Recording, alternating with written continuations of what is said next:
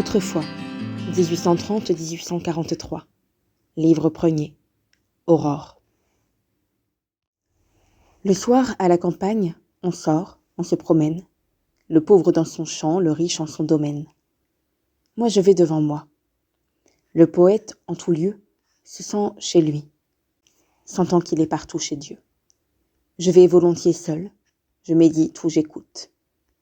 Pourtant, si quelqu'un veut m'accompagner en route, j'accepte.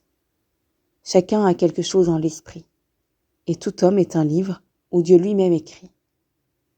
Chaque fois qu'en mes mains un de ces livres tombe, volume où vit une âme et que celle la tombe, j'y lis. Chaque soir donc je m'en vais, j'ai congé. Je sors, j'entre en passant chez des amis que j'ai.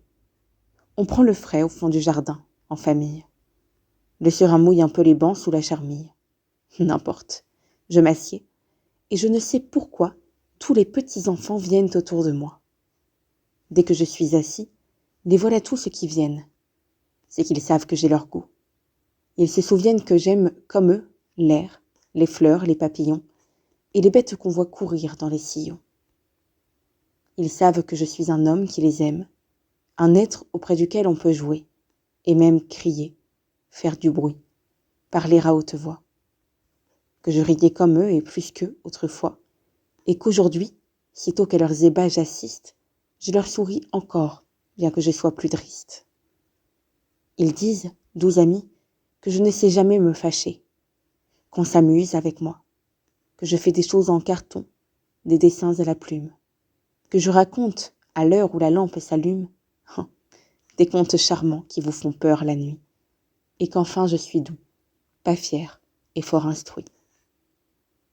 Aussi, dès qu'on m'a vu, le voilà, tout s'accourt.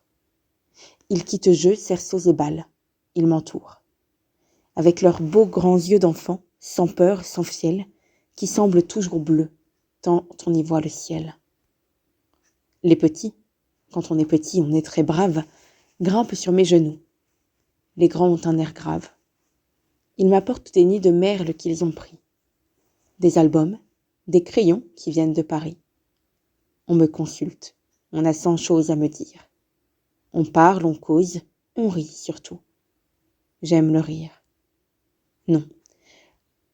Non le rire iconique au sarcasme moqueur, mais le doux rire honnête ouvrant bouches et cœurs, qui montre en même temps des âmes et des perles.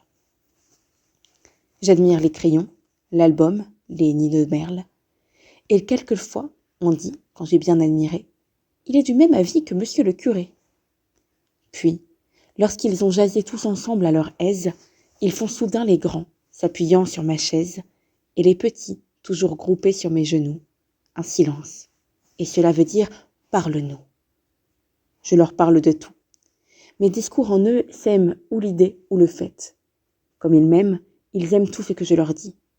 Je leur montre du doigt le ciel, Dieu s'y cache, et l'astre qu'on y voit. Tout, jusqu'à leur regard, m'écoute. Je dis comme il faut penser, rêver, chercher.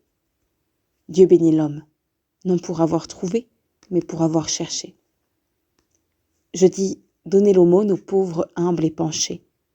Recevez doucement la leçon ou le blâme. Donner et recevoir, c'est faire vivre l'âme. Je leur conte la vie et que, dans nos douleurs, il faut que la bonté soit au fond de nos pleurs. Et que dans nos bonheurs, et que dans nos délires, il faut que la bonté soit au fond de nos rires. Qu'être bon, c'est bien vivre.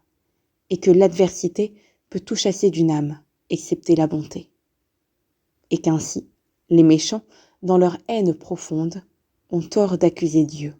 Grand Dieu, nul homme au monde n'a droit, en choisissant sa route, en y marchant, de dire que c'est toi qui l'as rendu méchant. Car le méchant, Seigneur, ne t'est pas nécessaire.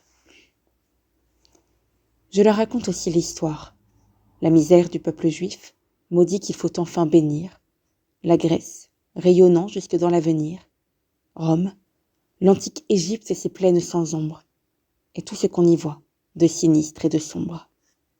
Lieux effrayants, tout meurt, le bruit humain finit. Tous ces démons taillés dans des blocs de granit, Olympe monstrueux des époques obscures,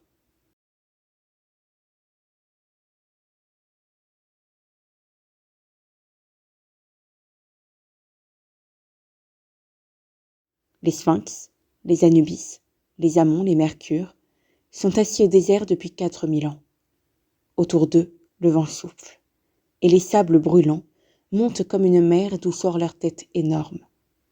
La pierre mutilée a gardé quelques formes de statues ou de spectres, et rappelle d'abord les plis que fait un drap sur la face d'un mort.